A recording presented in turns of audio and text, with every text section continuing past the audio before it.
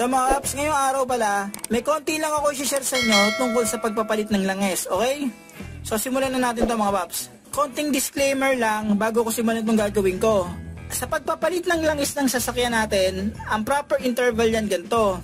Kapag gagamit kayo ng regular oil or semi-synthetic oil, ang palitan yan every 5,000 km odometer reading or mas maganda every 6 months palit tayo. Kapag fully synthetic naman ang ginamit natin, ang palitan yan every 10,000 km or para sa akin, gawin nyo 8 to 10 months palit kayo ng ng langis kapag fully synthetic. Okay? Yun yung proper interval. Ngayon dito na tayo. Ito mga sasabihin ko at itong testing na ginawa ko ay sa sasakyan namin sinubukan. Gusto ko lang i-share sa inyo to na pwede bang ma-delay yung pagpapalit ng langis natin sa ating sasakyan. Yun yung gusto kong i-share sa inyo. So ngayon ganito, tingnan nyo to. May nakikita kayo dito, listahan yan. Yan. May kukunin lang ako mga paps. So mga paps, ganito. Kumuha ako ng mga sample dito. Etong langis na to, ito yung mga tira. Yan. Ito 9 months to. 9 months na 3K Odo. Etong langis na to, semi-synthetic 10W30. So, ito used oil na to. Yan, 9 months nagamit tong langis na to sa 3K Odo. Ito naman, konti lang nakuha ko pero sapat na yan. Ito, 1 year tong langis na to. Estimated ko 1 to 1.5K odometer. Estimated lang yan kasi hindi masyadong gamit yung sasakyan na yun. Semi-synthetic din to. Etong tirang to.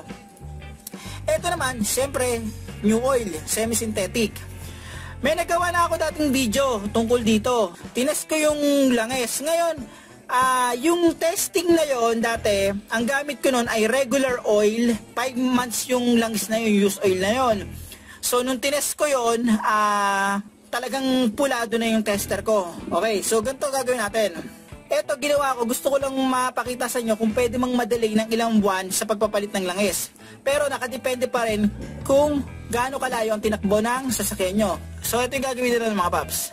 Ngayon ganito, nagawa ko na ito dati ng video pero ngayon ganito, talagang inano ko yan, pinatagal ko ng 9 months. Ito, sad to say, 1 year, no choice yan, hindi ko sinadya yan. Talagang lang talaga, sa budgeting ng may-ari yan. Kasi ito bago. So ganito. Ngayon ganito, madali lang to. Ayan, nakalagay naman dito yan. May instruction din yan. Napakita ko na sa inyo dati yan eh. Yung 1 to 7, excellent, good condition yung yung green, yung yellow, 8 to 9, fair yun. 10, change, slow flash, check engine, fast flash. So talagang palit lang is na pag 10. Okay? On ko yan. On. Nag-calibrate na yan. Okay. Magiging yan, green, red. So, nakagas ako, tas yan. Ganito gagawin natin. Unahin ko yung itest yung, yung 9 months. Okay? Pakita ko sa inyo ha.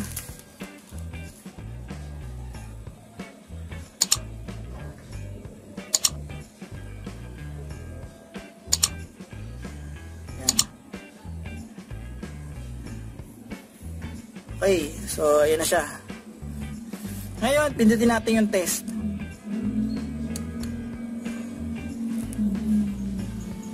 Tingnan nyo. 6, 7, 8, 9, 10. So 6. 6 yung nito, yung nakukuha kong reading. So ibig sabihin yan, eto, pwede pa naman, kahit paano. Sa 9 months, saka 3K odometer reading. Yan. Kahit 9 months na yung langis na to, pero hindi naman ganun kalayo yung tinakbo. All goods pa. Okay? Mamaya ako napapaliwanag to mga paps. So ganito mga paps. Ang susunod natin ito-test, itong 1 year, estimated ko 1 to 1.5 km odometer reading. Okay?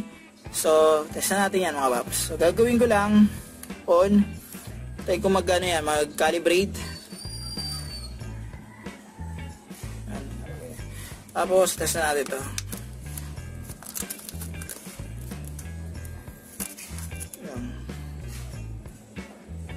So, sali natin ito dito.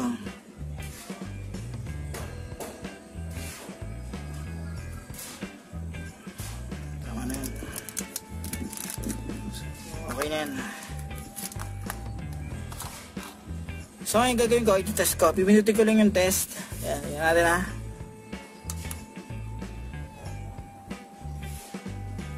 So nakita nyo, yung reading niya, nasa 7. You know? Nasa 7 yung reading niyan. So ibig sabihin yan, kahit 1 year na pala yung langis, basta mababa yung pinatakbo, pwede pa kahit paano. Ayan. So 7 ang reading yan. So ngayon, dito naman tayo sa bagong oil. So ngayon mga paps, dito naman tayo sa bagong oil. Ayan. Ito, po natin to ha.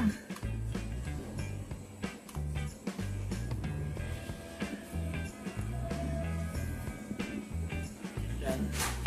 So subukan natin yung bagong oil. Oh, sobra pa. Ayan. So i-test ko na ha.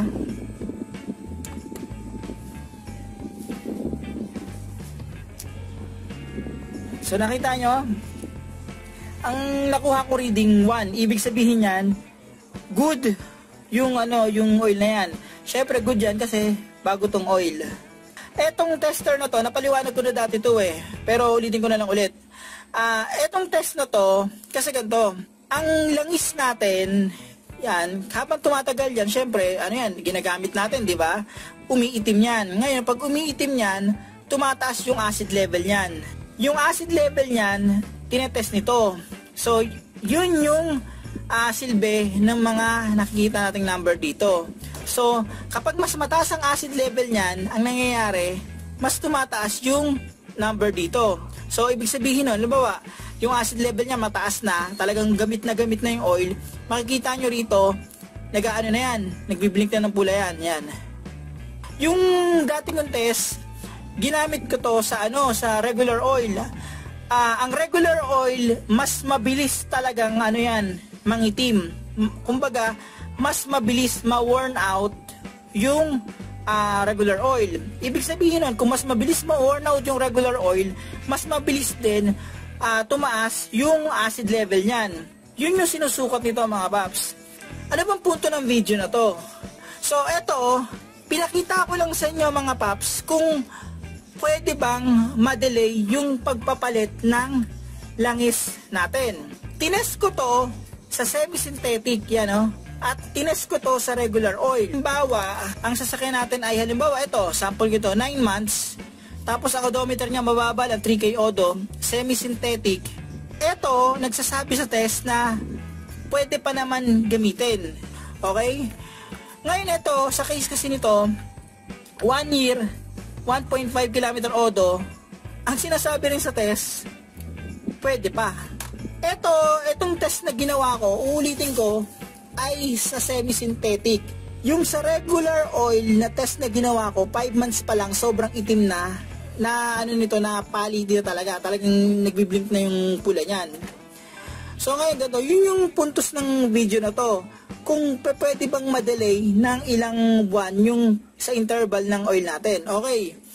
Ito pinapakita ko lang itong test na to para kahit paano, kung halimbawa wala pa kayong budget, due na for change oil yung yung sasakyan nyo. Halimbawa 7 months na yung sasakyan nyo, tapos ang natatakbo nyo pa lang mababa, halimbawa 2,000, pwede pa naman mga paps. Pero etong test na to ay para to sa mga nagtitipid. Okay, para sa mga nagbabudget sa change oil. So paano mga paps, hanggang dito na lang yung video na to. Sana itong video na to nakatulong to at naging aware tayo kung anong mangyayari kapag na-delay tayo sa pagpapalit ng langis ng ating sasakyan. So mga paps, huwag niyong kalimutan i-like at subscribe ang channel ko para makagawa pa ako ng ganitong basic na video. Huwag niyo rin kalimutan i-hit ang notification bell para updated kayo sa video na ginagawa ko. Paano mga paps, maraming salamat sa inyo.